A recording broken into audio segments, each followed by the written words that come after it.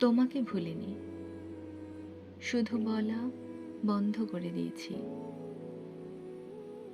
তোমার খোঁজ নেওয়া থামিয়ে দিয়েছি। তাতে তুমি ভেবো না ভালোবাসা শেষ হয়ে গেছে। ভালোবাসা তো শেষ হয় না এত সহজে, শুধু মানুষটা বদলে যায়, অথবা বদলে যেতে বাধ্য হয়। তোমার প্রতি আমার অনুভবগুলো আজও ঠিক আগের মতোই রয়ে গেছে, শুধু জানানো হয় না, বলা হয় না।